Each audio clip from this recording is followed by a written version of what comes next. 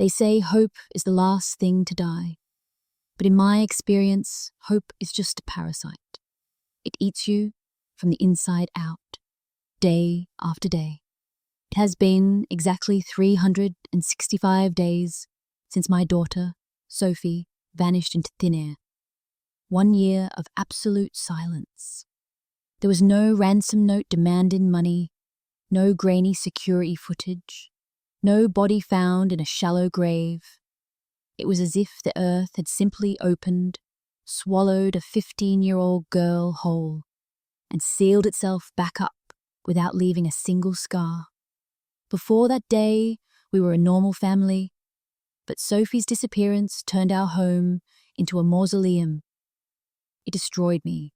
It broke her father, and it left her older brother, Leo, staring at walls in a state of perpetual, suffocating guilt. We were living in a limbo, a torture chamber, where every ringing phone felt like a gunshot to the heart, and every news report about Jane Doe felt like boiling water poured down our throats. I used to think that not knowing was the worst torture imaginable. I truly believed that anything, even the horrific truth, would be better than this endless void. I was wrong. Last night the silence broke. I received an email from an anonymous sender. There was no subject line, no threat, just a claim that they knew exactly what happened to Sophie on that Tuesday afternoon.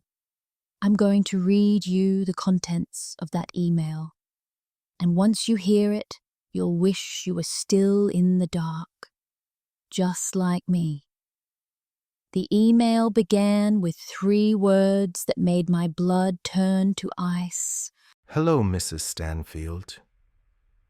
I won't tell you my name. It doesn't matter anymore. What matters is my confession.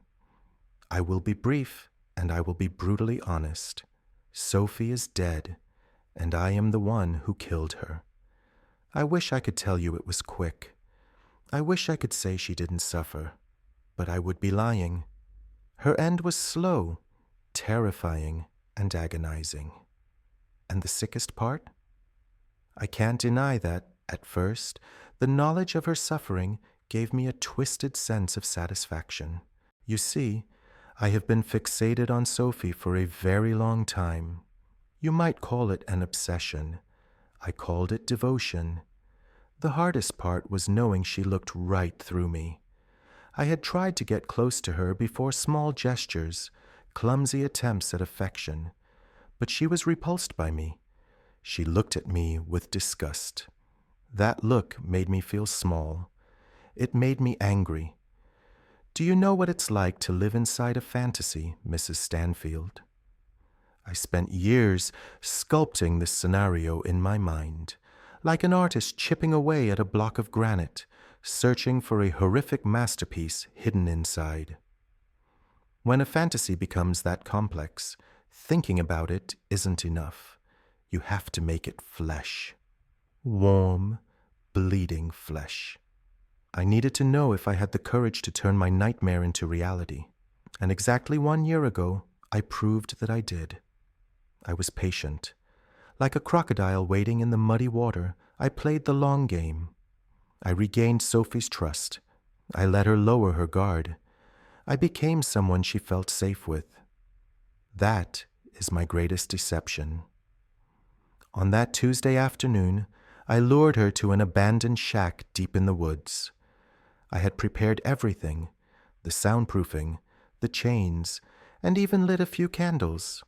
It was almost romantic in a grotesque way. Sophie walked into that trap willingly. By the time she saw the gun in my hand and heard the heavy bolt slide shut behind her, it was too late. She was a good girl. She didn't scream immediately. I was almost disappointed by her silence. I won't go into the lurid details of the mechanics of her death. I am a murderer, not a pornographer, but I will tell you that I used a hammer, pliers, and a power drill. It was messy. It was chaotic. It took hours for her light to finally fade.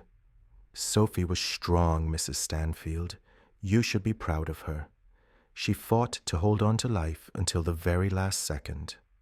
However, once the act was done, the euphoria vanished. As I looked at what was left of her, my pleasure turned to ash. I realized then that I was not a God-deciding fate. I was just a butcher. The reality of taking a life didn't make me feel powerful. It made me feel hollow. I was disgusted by my own hands. In a panic, I dismembered her body to make it easier to hide. I wrapped the pieces in a woolen tarp and burned them in the woods until nothing remained but charred bone and ash. I buried what was left, wishing I could bury my memory along with it. I realized too late that killing Sophie wasn't an act of courage. It was an act of cowardice. I am a cancer to this world, a ticking time bomb waiting to hurt someone else. That is why I am writing to you. I have decided to do the only altruistic thing left. By the time you finish reading this, I will be dead. I am going to take my own life. It is the only way to ensure I never harm another innocent soul. I sat there for hours, tears streaming down my face. But I didn't cry because I believed the confession. No, my mind refused to accept it. I cried because I thought some sick, twisted person was playing a horrific joke on my family. On the very anniversary of Sophie's disappearance, someone wanted to twist the knife deeper. I didn't show the email to my husband, and I certainly didn't show it to my son, Leo. I couldn't bear to see them break. I decided to bear this cross alone. I wiped my tears, put on a brave face, and went downstairs to make dinner, pretending that the monster in my inbox didn't exist. I looked at Leo across the table, seeing how quiet and withdrawn he was, thinking he was just grieving his little sister. I wanted to protect him. God, I was so blind. This morning, the silence of our house was shattered. Bang, bang! 2 gunshots, loud as thunder, coming from upstairs, from Leo's bedroom. My husband and I scrambled up the stairs, screaming his name. We threw our weight against his locked door until the wood splintered and gave way. But we were too late. The scene inside will haunt me until my last breath.